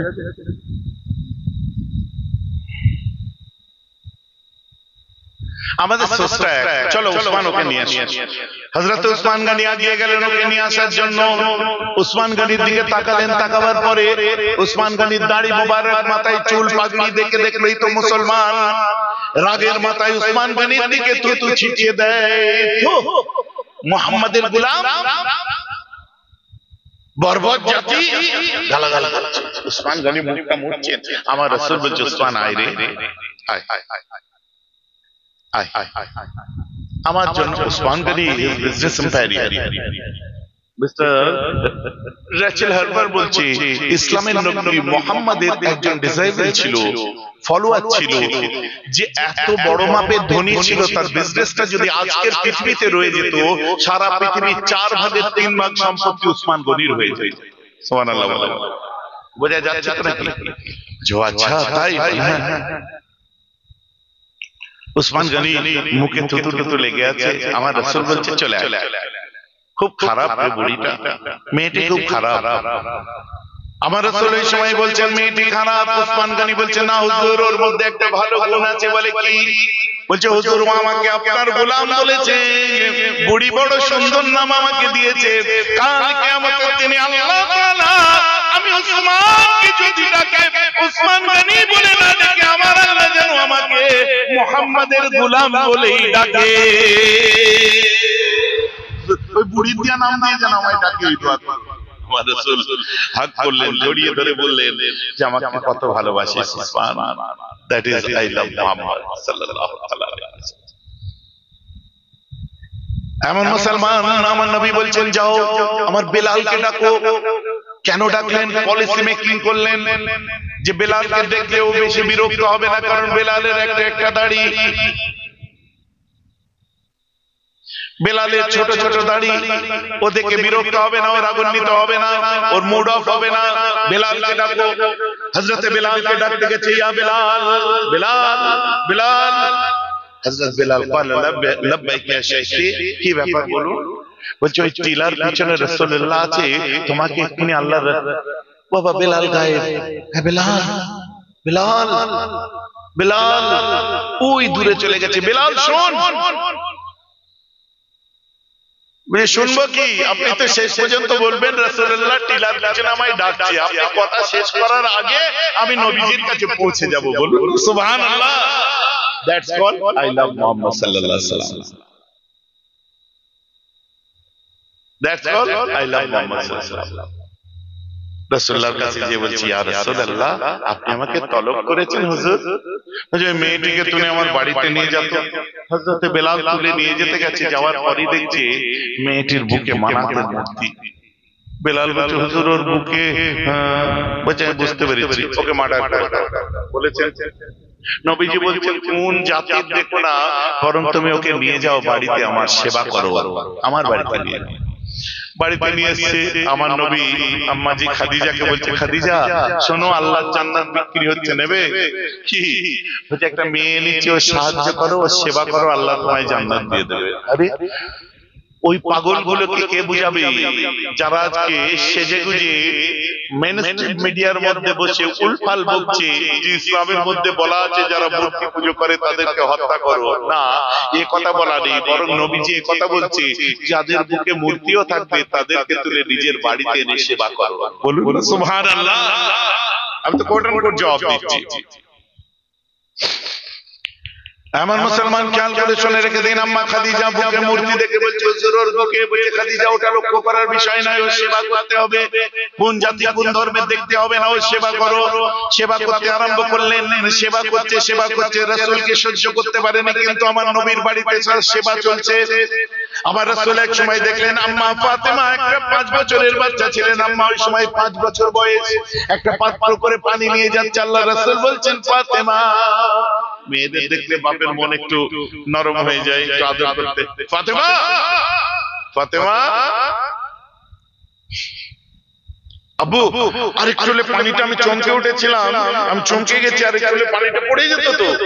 কার পানি নিয়ে যাচ্ছে মা? একটা মজার কথা আছে, এসে বলছে। আম্মা ফাতেমা পানিটা দিয়ে রাসূলের কাছে এসে ছোট ছোট 2 হাঁটু দিয়ে আমার নবীর কোলের উপরে হাতটা ঠেকিয়ে, রাসূলের বড় বড় চুল ছিল বুঝতেন, কখনো থাকতো লিম্মা মানে কানের লতি পর্যন্ত, কখনো জিম্মা স্কন্ধ পর্যন্ত, কখনো উফরা কাঁধ থেকে নিচে নেমে যেত দুই সাইডে। মাশাআল্লাহ কেমন দেখতে ছিলেন আমার রাসূল, একটু বলুন, অন্তর দিয়ে দেখুন। নবীজির চুল নিয়ে খেলা করছে। আব্বু একটা বিশাল মজার ঘটনা আছে বুঝলেন, দেখবেন। এটা বললাম বলে আপনারা যুবকদের বলছি, এটা সুন্নাত, কিন্তু তোমার আব্বা আম্মা যদি এটা পছন্দ না করে, কম বয়সে সুন্নাত আদায় করতে যেও না। আর অনেক সুন্নাত আছে সেগুলো আদায় করো। কারণ হযরতে আলীর মাথায় অত বড় চুল ছিল না। আর আমার রাসূল জিন্দেগিতে কোনোদিন কাবলান নবুয়া, নবুয়তের আগে, বাদের নবুয়া, নবুয়তের পরে, আমার নবী জিন্দেগিতে কোনোদিন ছোট চুল রাখেননি। আল্লাহ রাসূল সারা জীবন বড় চুল রাখতেন। কখনো কানের লতি পর্যন্ত থাকতো, কখনো কখনো কাঁধ পর্যন্ত থাকতো, কখনো কাঁধ থেকে 2 সাইডে নেমে যেত। ফাতেমা মাতার সময় তো আমার রাসূল খেজুরের কাঁটা দিয়ে এইভাবে চুল পিছনে বেঁধে দিয়েছিলেন। সুবহানাল্লাহ। আমার মুজাদ্দিদে জামান বললেন উফরার মিকদারটা কত দূর হবে তোমরা ঠিক করতে পারবে না, যদি তোমাদের কাঁধের হাড্ডি পর্যন্ত, স্কন্ধ পর্যন্ত চলে আসে, তোমরা আবার ছোট করে নেবে। আমার এখন বেড়ে গেছে, আবার আমরা ছোট করে নেব, কিন্তু না যায় হারামের কোনো জায়গা নেই। কথাটা আমার বুঝতে পারছেন তো নাকি? ফতোয়া ক্লিয়ার তো নাকি? আমাকে ক্লিয়ার কেন করতে হয় জানেন? কিছু করলেই সমস্যা। কখন কি পায়জামা পরছি ভাইরাল, জিন্স কাপড়ের পায়জামা মেয়েরা ভাই পড়বে কেন? আমি যদি লুঙ্গি পরে প্লেনে ট্রেনে যদি না ঘুরতে পারি, আমি কি করবো? আমি তোর মতো পারি না যে, কারণ আমাকে দেখে তো ইসলামকে বিচার করবে না। আর আমি হেয় প্রতিপূর্ণ হওয়া মানে তো ইসলামে হেয় প্রতিপূর্ণ হবে। ইসলাম তো নাজাফতের বিরুদ্ধে নয়, ইসলাম স্টাইলের বিরুদ্ধে নয়। আমার নবীর শামাইলে তিরমিজি, ইমাম তিরমিজি লেখা আমার রাসূলের স্টাইলের উপরে হাদিস আছে। আমাকে মদিনা শরীফে বুঝলেন রাসূল পাকের মাজার জিয়ারত করছি, আর আমার হাতে একটা ছিল তখন নিশাপুরি, ফিরোজা নিশাপুরি ছিল, বুঝলেন, খুব এক্সপেন্সিভ স্টোন। আমি করছি, আর আমার পাশে লাল রুমাল মাথায় দিয়ে ঘোরে না হুজুর টাইপের লোক, এসে পাশে এসে দাঁড়িয়ে গেছে, বুঝলেন, পাশে এসে দাঁড়িয়ে কোমরে হাত দিয়ে দাঁড়িয়ে আছে। আমি সরকারের দরবারে দিল থেকে দোয়া চাইছি। আর আমার একটা অভ্যাস দেখবেন, আমি এদিক ওদিক দেখি কম কম, তো পাশে কখন এসে দাঁড়িয়ে আছে ও আমি খেয়ালই করি।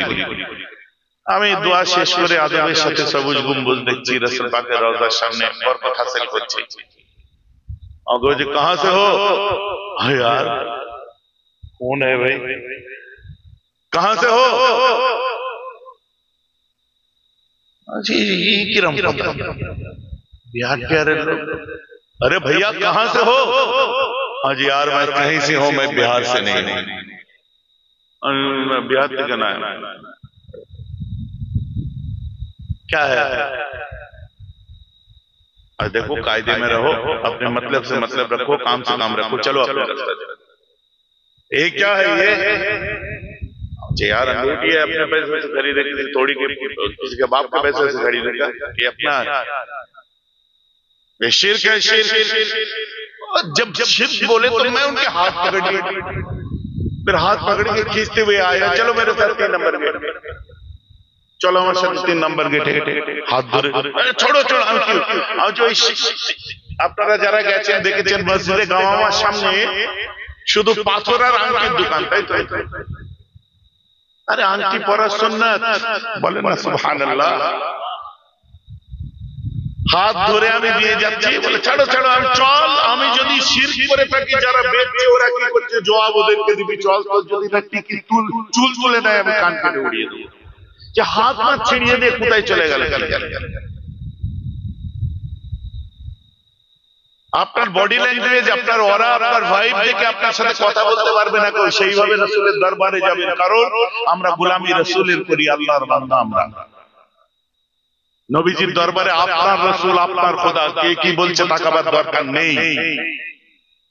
আপনি দিল থেকে দোয়া চাইবেন। এখানে সব এজেন্ট গুলো না কানে এমন কামড়ায়, ওখানে দোয়া করলে মারে, ওখানে দোয়া চাইলে পুলিশ ঘুরিয়ে দেয়, অমুক করে দেয়। তো শুনেছেন না আপনারা?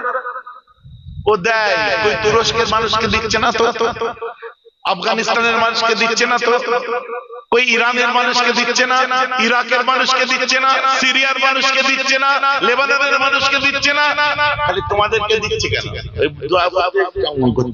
যদি মারে, যদি মারে কথা বলতে, তোমার পার্সোনালিটি কোথায়? তোমার দাঁড়িয়েছো, তোমার বডি ল্যাঙ্গুয়েজ কি বলছে? ভয়েতে পাশে দাঁড়িয়ে কথা বলতে পারবে না। গোলামানে মুস্তাফাদের ওরা এমন ভাবে কথা বলতে গেলে 7 বার চিন্তা করতে হবে তাকে।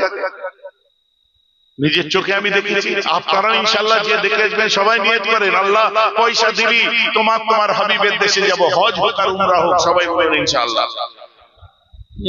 যাওয়ার ইচ্ছা নেই? যাবে তো নাকি? পয়সা আছে?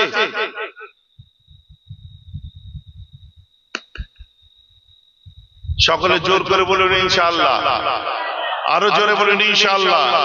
কেন বলাচ্ছি জানেন? ইসলামের স্তম্ভ কটা? 3টে, তাই তো? আরে জোরে বলো না। 5টা, রাইট। ইসলামের স্তম্ভ নামাজ, রোজা, হজ, যাকাত, তাওহীদ। তাওহীদ, নামাজ, রোজা, হজ, যাকাত, তাই তো? আমরা পালন করি কটা? কলেমা, নামাজ, রোজা, ফ্রি যেগুলো। আর দুটো আছে যাকাত, পয়সা লাগে, হজ পয়সা লাগে। ওই দেখো পয়সাওয়ালা দুটোই বাদ দিয়েছি, কারণ কোথায় পাবো? হুজুর গরিব মানুষ। কেন তুমি গরিব? আম্বানির যে খোদা তোমারও তো আল্লাহ। আম্বানি কোন আল্লাহ সৃষ্টি করে? পাশের বাড়ির বিল্ডারটা যে আল্লাহ, তোমারও তো সেই আল্লাহ। সে আল্লাহকে না মেনে যদি তার অত কিছু দেয়, তো তুমি আল্লাহকে মানো, আল্লাহ তোমায় দেবে না? আসলে কুড়ে বোঝেন, একদিন কাজে যাও, 5 দিন যাও না, হবে ওতে? মাথায় রেখে দিয়েছো মার্বেলের লাইনে আছে, এর থেকে উপরে যাবো না, শেডের লাইনে আছে, এর থেকে উপরে যাবো না। মাথায় ঠিক করে নিয়েছো এই যে যা করছে ঘর চলে যাচ্ছে, বাইকের কিস্তি যাচ্ছে, আবার কি না। আপনি আল্লাহ বলছে উদউনি, আমাকে ডাক রে, আস্তাজিব লাকুম, আমি জবাব দিতে তৈরি। আপনি প্রতিদিন তাহাজ্জুদের ওয়াক্তে তাকে ডাকতে থাকুন, দরওয়াজাতে তার খটখটান, প্রতিদিন গোলামি করে যান। মনিব যদি একদিন দরজা খুলে যায় তো তোমার নসিব চমকে যাবে। বলুন সুবহানাল্লাহ। কথা ঠিক বলছি না ভুল বলছি? অতএব চেষ্টা রাখতে হবে। আপনি বলবেন হুজুর আপনি ধনী লোকদের হুজুর তাই এমন করে বলছেন। আরে তুই গরিব আছিস কেন? আল্লাহ তো সবাইকে সুযোগ দিয়েছে। আর ধনী না হতে পারলে মরার সময় কি বলবি? যে আমি তিনটে করেছি, দুটো বাদ। আর আল্লাহ যদি তুমি খাটাখাটি করে ধনী হও, মরার সময় বলতে পারবে আল্লাহ আমি পাঁচটাই আদায় করেছি। বলেন না সুবহানাল্লাহ। সারা পৃথিবীর যত মুসলিম দেশ আছে গরিব, তৃতীয় বিশ্ব সারা।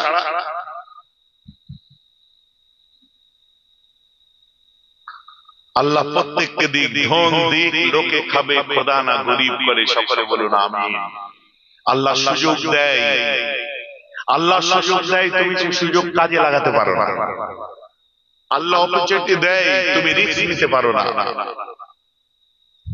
রাগ করবেন, হযরত উসমান গনি কত ধনী ছিল জানেন? বলছে ওহদ পাহাড়কে সোনার বানিয়ে দিলে আমি গরিবদের বিলিয়ে দিতে পারি। বলেন সুবহানাল্লাহ। ওমর ফারুক বলছে আরবের পাথর কাকর গুলোকে যদি সোনা বানিয়ে দেয় আমি গরিবদের বিলিয়ে দেবো। বলেন সুবহানাল্লাহ। কত ধনী ছিল। আমি সিঙ্গাপুর গেছি, ছোট ছোট চোখ, সিঙ্গাপুরি আলেম, আশারি মাতুরিদির হানাফি আমাদেরই, আমাকে নিতে এসেছে। হামার গাড়ি করে এসেছে, বুঝলে? হামার আমার দেশে ৭-৮ কোটি টাকা দাম। আমি বলছি ভাই, ইংলিশে ওকে বলছি ভাই গাড়ি কার? বলছে এটা আমার। আমার তোর? বাড়িতে যেয়ে দেখি মিনি রাখা আছে, মিনি কুপার কনভার্টেবল। আমি এটা কার? বলছে আমি আর তোমার ভাবি যখন বার হই একটু বেড়াতে, তখন এইটা নিয়ে বার হয়। তোর কপাল ভালো যে সিঙ্গাপুরে জন্ম হয়েছে, যদি একবার ওয়েস্ট বেঙ্গলে জন্ম হতো, ভুগতে নঙ্গে লোক। খারাপ লাগলো নাকি শুনতে? মক্কার ইমাম বাপরে ক্যাডিল্যাক চড়ছে, সর্বনাশ। যে গাড়ি আমেরিকার প্রেসিডেন্ট চড়ে। মদিনার ইমাম জিএমসি চড়ছে। আরে তুমি ঠিক মতো যাকাত দাও, দান করো, গরিবদের জন্য করো, মাদ্রাসা মসজিদ মক্তব করো, তারপর ভালো বাইক চড়ো, গাড়ি চড়ো, ভালো বাড়িতে থাকো। ইসলাম তোমায় বাধা দেয়নি।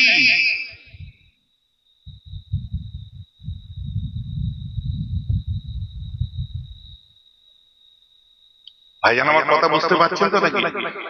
আর তুমি যদি বলো ভাইজান এখন আপনি অ্যাম্বাসেডর চললে হয় না, অ্যাম্বাসেডর এ বাবু অ্যাম্বাসেডর বলি, ও বাচ্চা বলছে না পাগলা, আগেকার যেটাকে ট্যাক্সি বলে, ট্যাক্সি বলে, ট্যাক্সি অনেকে বলে ট্যাক্সি। আমি যদি ওই চড়ে আসতাম তোমার জলসায় পৌঁছাতে পারতাম, সেই কি বলে এর থেকে শাসনের কাছ থেকে আধা ঘন্টা এখানে আসতে পারতাম।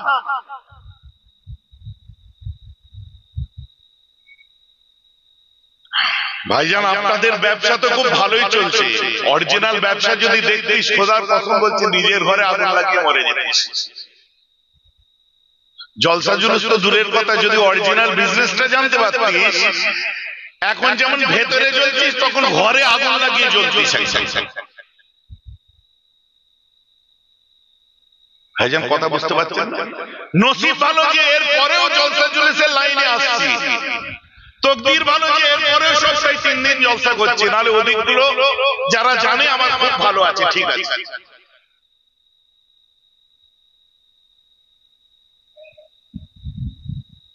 যুবকদেরকে বলছি সময় এখনো আছে, ওই ওই করে এর পিছনে গিয়ে দৌড়ে লাভ নেই।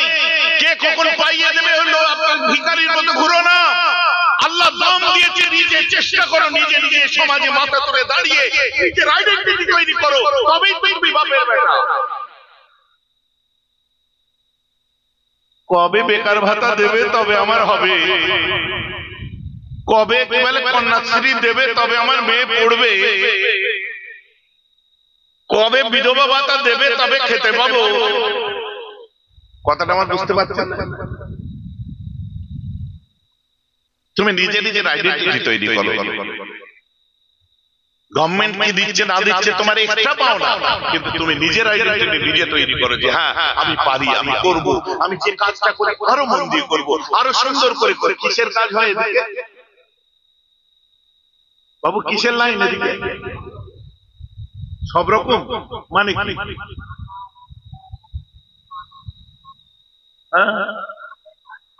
তাহলে তোমরা জানো কারা? তোমরা জানো কারা? তোমরা মার্বেল মিস্ত্রি হয়েছিলে তাই মার্বেলের ঘরে ওই ধনী লোকগুলো থাকতে পারে। তোমরা রাজমিস্ত্রি হয়েছিলে বলে পাকা বাড়িতে থাকার নসিব ওদের হয়েছে। তোমরা জোগাড়ে দিয়েছিলে বলে ওদের বাড়ি পর্যন্ত মালটা পৌঁছেছে। তোমরা চাষবাস করেছিলে বলে ওদের পেট পর্যন্ত খাবারটা পৌঁছেছে। তোমরা শ্রম দিয়েছিলে, ড্রাইভারি করে তাদের ঘর পর্যন্ত পৌঁছেছিলে বলে তাদের সংসার চলছে। নিজেদের এত ছোটখাটো ভেবো না ভাই,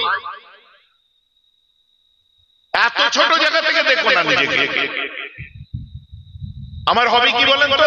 ড্রাইভিং করা। কোনদিন ও যাই থাক নাই থাক ড্রাইভারকে দিয়ে আমায় গাড়ি চড়তে আপনারা দেখেন, কারণ ওটা আমার শখ। দুটো ড্রাইভার আমার পিছনে বসে থাকে, তাদের কাজ গাড়ি পার্কিং করব, গাড়ি গেট খুলবো, উঠবো, বাস ঝামেলা শেষ। ড্রাইভিং আমি করব। ওটা কি ছোট কাজ? গাড়ি চালানো, ড্রাইভিং করা। প্লেন যে চালায় কি বলে? পাইলট। পাইলট মানে কি? একই ব্যাপার, তুমিও পাইলট। যে গরুর গাড়ি চালাও আর প্লেন চালাও, কোনো কাজ ছোট হয় না বন্ধু।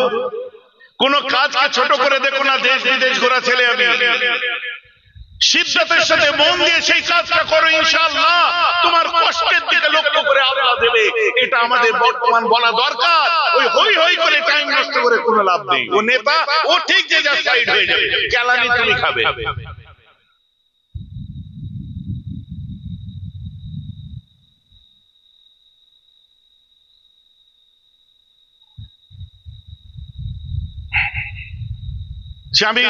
তুমি যে অ্যাঙ্গেল থেকে ভাবো ভাগ্য যাও, আমার কোনো যায় আসে না।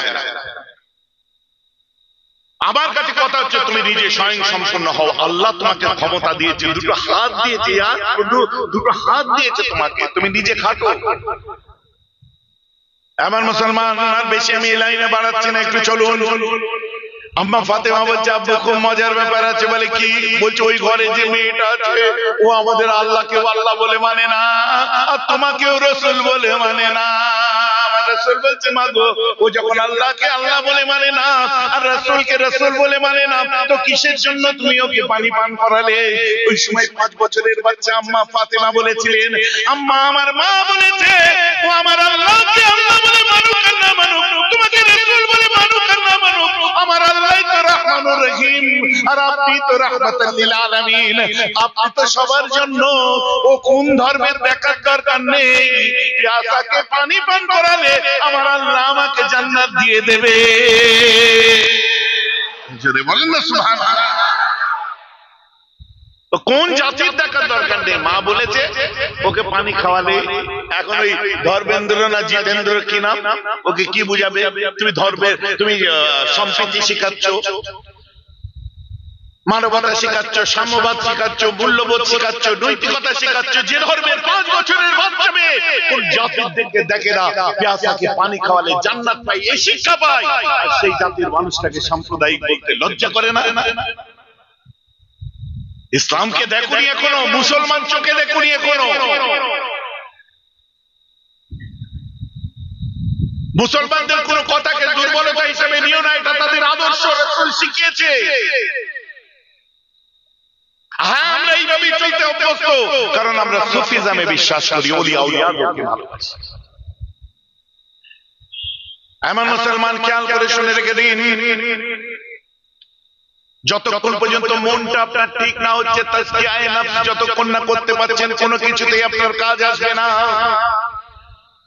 জঙ্গলের মধ্যে নামাজ পড়তে পড়তে হঠাৎ করে বিশাল খিদে লেগে গেছে কাকে? একজন মানুষকে। শুনছেন তো নাকি? প্যাস লেগে গেছে খুব জোর একজন মানুষকে, নামাজ ছেড়ে দিয়ে যখন বার হয়ে এসেছে জঙ্গল থেকে, দেখেন প্রবাহিত নদী বয়ে যাচ্ছে, ওই নদী দিয়ে একটা আপেল ভেসে আসতে দেখে, সঙ্গে সঙ্গে গিয়ে ওই আপেলটা হাতে করে তুলে নিয়ে আপেলটা মুখে নিয়ে খেতে আরম্ভ করে দেয়। আপেলটা খায়, খিদে লেগেছে, আপেল খেয়ে নিয়েছে। খাওয়ার পরে তাজকিয়ায়ে নফস, অ্যানালাইজেশন অফ সোল, খাওয়ার পরে ওর মাথায় এসে গেছে, আসো ভাই বাবু এটা সরিয়ে নাও। খাওয়ার পরে ওর মাথায় এসে গেছে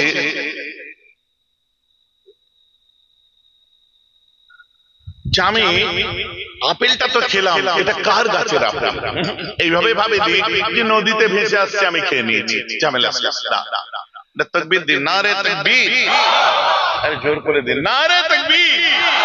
जनाब हजरत पीरजादा मौलाना इसहाक सिद्दीकी साहिब, जनाब पीरजादा हजरत मौलाना इसहाक सिद्दीकी साहिब, नारे तकबीर। ऐश भैया बस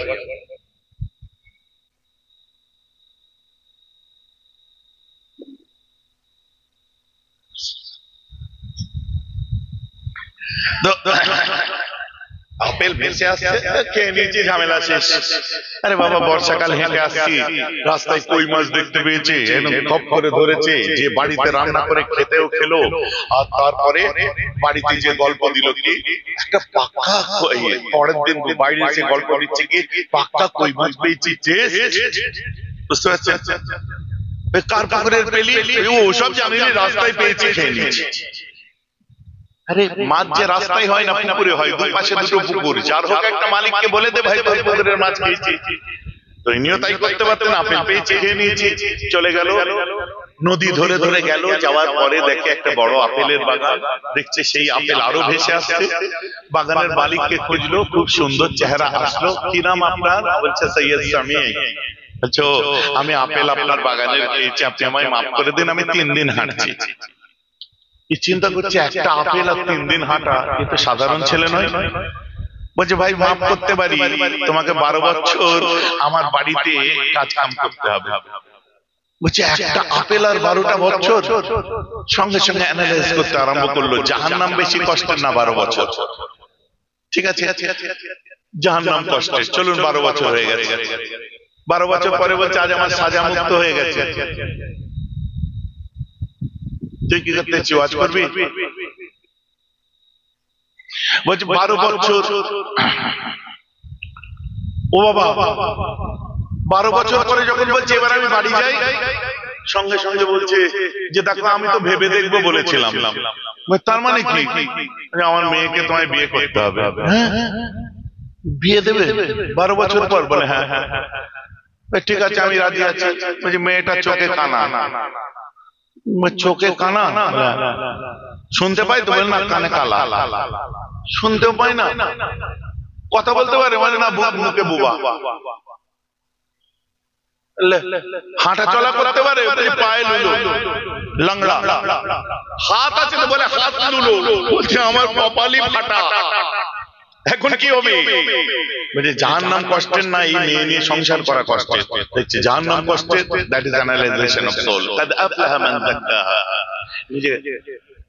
আমি রাজি আছি। বিয়ে শাদী হয়ে গেল। প্রথম রাত্রে ঘরে ঢুকে বাঘ দেখলে যেমন লাফিয়ে ওঠে, লাফ মেরে বার হয়ে এসে বলছে ও আমার বউ নয়। বলে কেন? আপনি বললেন কানে কালা, চোখে অন্ধ, মুখে বুবা, এইসব যে বললেন। বুঝে বাবু, আসলে আমার মেয়েটা আল্লাহওয়ালি। ওই চোখ দিয়ে হারাম জিনিস বা কুদৃষ্টি কারোর উপর দেয় না, ও তো ওই দিক দিয়ে অন্ধ, চোখে অন্ধ নয়। ও কানে হারাম জিনিস শোনেনি, সেই দিক দিয়ে ও কালা, আসলে কালা নয়।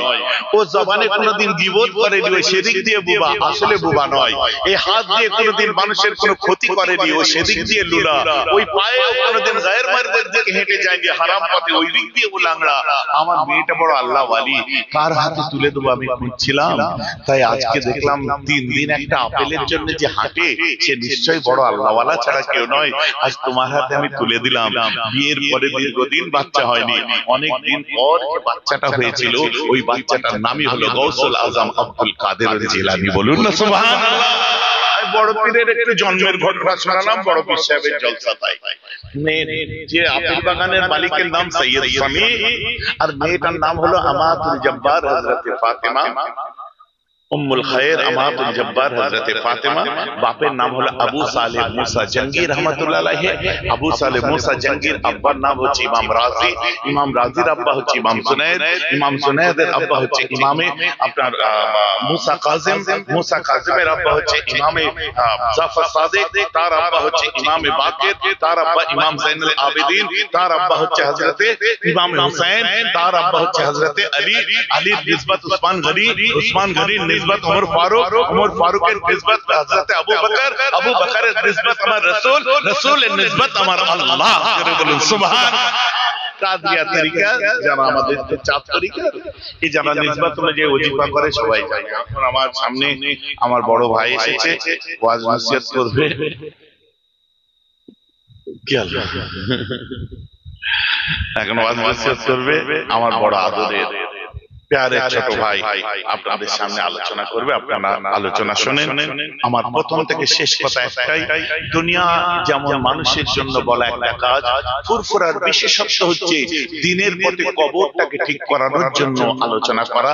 আর সেই আলোচনা হলো, আমার বক্তব্যে মনে ব্যথা নেবেন না, আমার ভাইয়ার আলোচনা আপনারা শোনেন এবং আখেরি দোয়ার সময় আমার জন্য দোয়া করবেন। আমি মাত্র 2 দিন হলো বোম্বে থেকে ফিরেছি, হসপিটাল থেকে ছাড়াও ফিরছি, বুঝলেন। হসপিটাল টসপিটাল বললে আমার কথা উঠে যায়, বুঝলেন। নিজেরা তাবিজ দিচ্ছে আবার নিজেরা হসপিটালে যাচ্ছে। আরে জিসমানি রোগের জন্য হসপিটালে গেছি, রুহানি রোগের জন্য রুহানি তদবির চলে, দাওয়া দোয়া দুই চলে, বুঝলেন তো। চলেন। আজ খাতামুল আম্বিয়া पैदा हुए शाफिए रोज जजा सल्ले अला पैदा हुए अर्श कुर्सी झुक गए तस्लीम अहमद के लिए सब पढ़ो मोमिनो अब तस्लीम मोहम्मद के लिए अल्लाहुम्मा सल्ली अला। কালকে আবার রাজস্থান চলে যাবে।